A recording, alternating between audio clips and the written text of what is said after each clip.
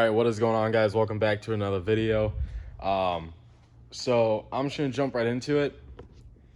I basically took the motor semi apart because, as you can see, I did get the trans in. I didn't film any of it just because I only had limited time after work, because at my new job I literally get up at like 4 o'clock in the morning and don't get home till around 6:30, and the shop is 30 minutes away one way, so I literally have like no time to do anything during the week. I'm actually here today because we got out a little bit early and I drove to my job site. So a couple days ago I did get the trans in, as well as I have to get all the gaskets, so I had to pull the intake manifold off and the exhaust manifold off anyways, as well as I have to make clearance with these brake lines because they do hit a little bit, and I have to go through and run the rest of the wiring.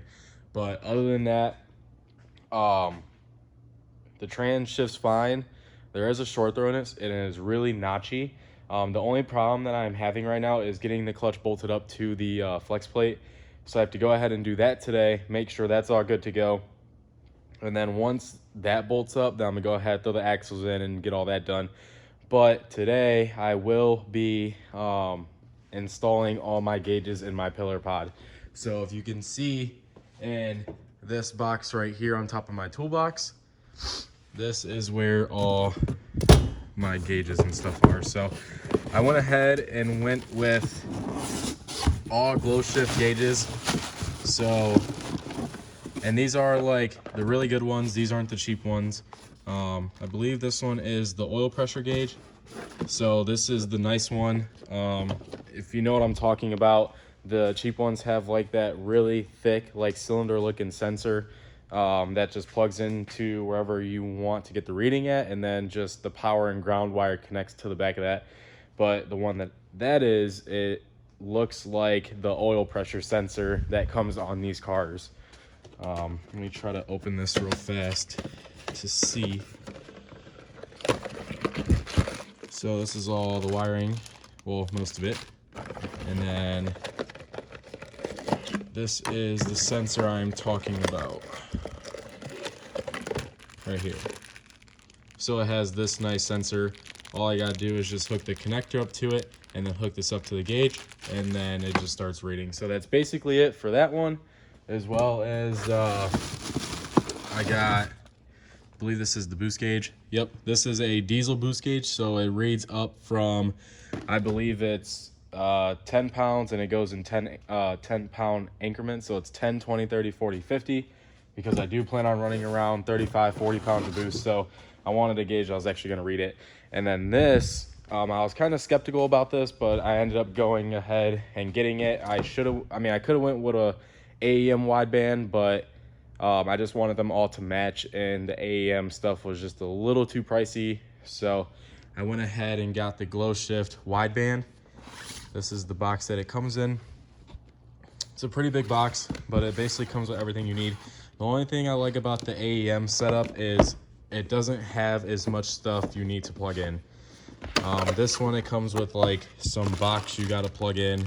So this is like the main harness. And then you have all these other harnesses that you have to use, as well as a Bosch O2 sensor.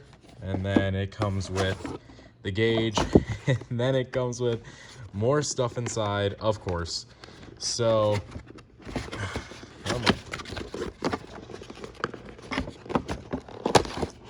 it literally comes with way more stuff inside that I have to connect.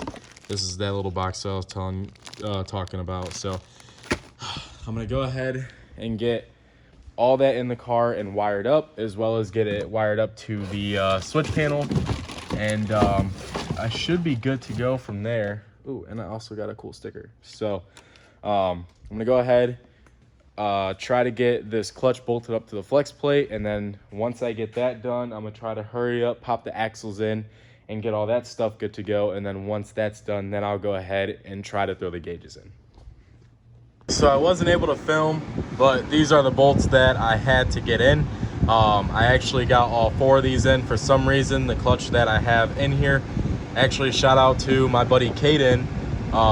he's letting me borrow this clutch just so I can get this car running for IFO, and I have to give it back as soon as I get my twin disc. But major shout out to him for letting me get this clutch ASAP, because then this was the main part that I was missing. So now I can go ahead and get this whole car put together and hopefully fire her up soon. But yeah, these are the forward bolts you have to put in on the back of the clutch. For some reason, this clutch I had to just go through a couple times and get them all aligned to where they needed to be, but they are all in. Now I just gotta go ahead and put the axles in, which I have sitting right here.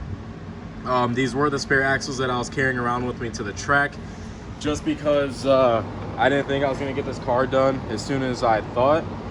So I was using these axles as spares, just so that way when I take the black car to the track, if I break one, I have an extra one. So when these go in this blue car, I have no extra axles until I go and buy some more. So now that I got that in, I'm gonna go ahead and get the middle plate, which if you guys don't know, when you're putting the trans back in, you gotta put this plate back in the middle. It's kind of like a sandwich plate that goes between the block and the transmission.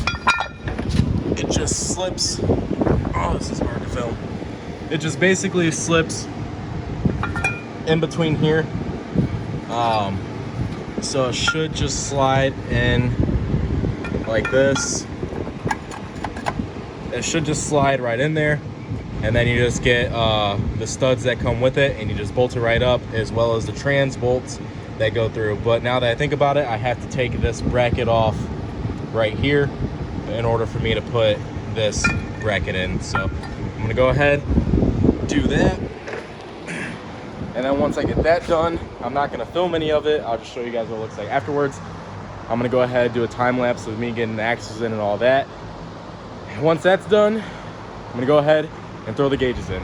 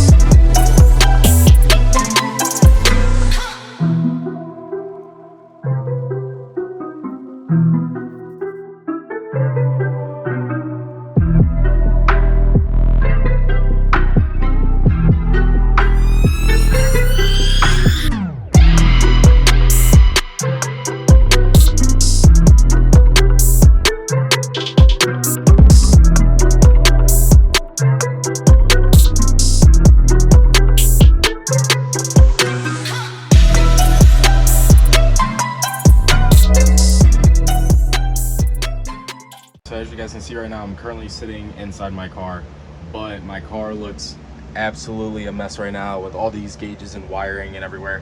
But it's because I'm actually getting ready to install these gauges. This is also the gauge pod that I'm going to be using, and those are all the instructions. So for today, since the turbo kit is off the car and the car's not getting ready to run yet, I just want to be able to get all these wired into this switch panel. So I'm going to go ahead and pull this dash pad off. You guys know there's going to be one Phillips screw over there, and then one Phillips screw right there.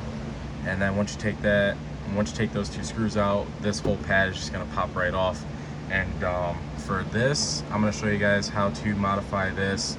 It depends on what you want to do, really, because this actually slides right over and basically pops into the dash and sits right over top. And then you just use two self-tapper screws and then just tap it right in there, or just drill a hole and use these little like push tabs or whatever. So I'm gonna go ahead, pop the dash off, pop this pillar off, and then extend the power wires for these. because this is the power wire for, I believe, the boost gauge. And then I'm gonna have to figure out this power wire situation for this, which is the AFR gauge, because this is the box too that it comes with, so I got to figure out where to mount that as well. So I'm gonna go ahead, take these off, and then update you guys when I'm getting ready to install these.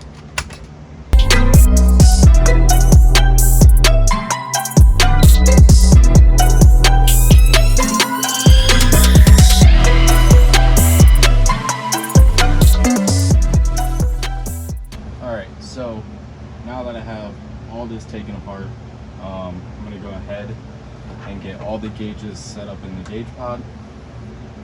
So this one is the oil pressure. I'm going to have that down here. And this one is the boost gauge. I'm going to have that in the middle.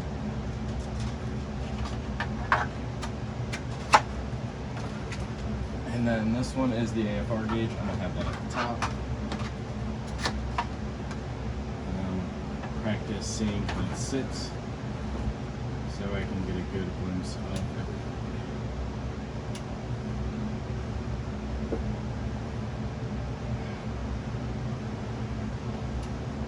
Alright, so I don't know if you guys can see very well, but this is basically how it's going to sit. But I have to cut holes in this to route the wiring through. Some people just put the wiring down in front of this and to the underneath the dash, but I'm going to drill holes into this so I can run the wires through. Alright, so now that I basically have it as a template, I put the wires to where I'm going to actually cut the holes at. So I'm going to drill holes big enough for these wires to come through, and then I'm going to put this up, run the wires, and then hopefully that should be it. It should just be like anything else. It just needs a power and a ground. These do need a 12-volt source, but I'm just gonna put all the power wires into one for the switch, and then just ground all of them separately to the chassis. Alright, so as you guys can see, I got this tapped into the OEM pillar, as well as I got the holes drilled, and I got the wires ran through. So now I'm gonna go ahead, put the dash pad back on, put this on, run the wires, and hopefully that's it.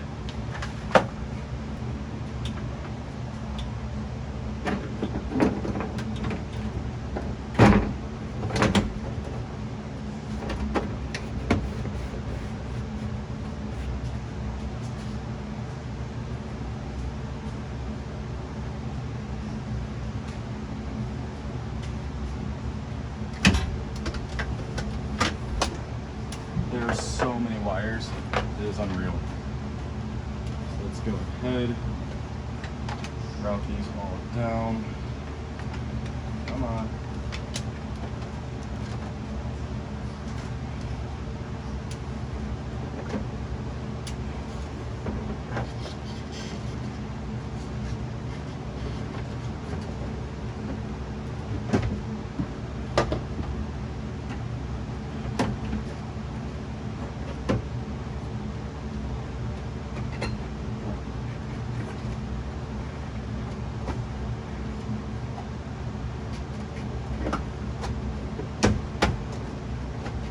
Probably gonna have to put another screw in towards the bottom, but that should be fine the way it is now. So now I'm gonna go ahead and try to find all the rest of the wiring.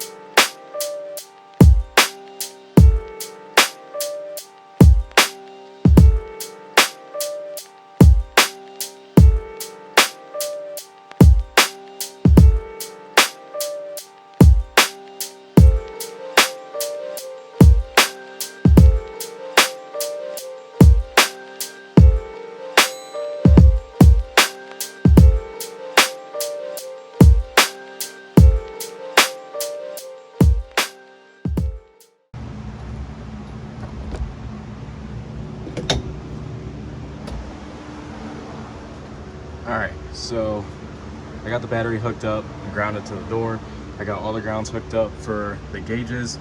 Now let's go ahead and see if this works. Key on. All right, we got power there. Moment of truth. We got one gauge working so far. I gotta figure out why the other ones aren't working. So let me go ahead and figure that out. So I found out the problem on why the other two gauges wouldn't turn on. It's just because I was using too thick of a gauge wire to connect to the power wire from the gauges to the switch panel, because the little pins, these that slide onto the positive terminal on the switch panel, wasn't making a good connection. So since I don't have any wire here, I'm gonna have to wait, go to the store and pick some more up. But that was just a little test run just to see like if it's gonna work on the switch panel, and from the looks of it, it is, which is pretty dope. It's gonna look good, especially when I switch it on with the switch panel. I'm just gonna love doing it. I don't know why, but it's just, having a switch panel is probably the coolest thing ever, even though to some people it's probably not. But when you're doing, you know, almost a full race car, it's kind of dope to have some switch panels in there. I'm not really going for a daily look. I'm just going for something that's gonna be fast, light, and just give me that race car feel per se. So this is basically what it looks like. It's actually looking really, really good. I'm happy on the install. I'm happy the way it looks. It just reminds me of my old blue one, and I cannot wait to get this thing running. So this is the cluster that I'm leaving with. All I have to do is just get new gauge wire and connect everything to how it's supposed to be. And then once I get that done, then all the gauges will work flawlessly. And then I just have to get a couple more things done, like the hood exit, the wastegate dump tube, finish all the wiring, get the base tune, get a couple fuel fittings, and then we should be good to go for the first fire up. I have like 2.5 weeks left before IFO. I have everything set in stone, ready to go. I just got to get the car up and running. So I'm almost there. I'm busting my butt as hard as I possibly can to get this car running. And I know you guys want to see it running too. So I appreciate everyone watching the videos. As always, like, comment, subscribe, and I'll see you guys in the next one. Peace.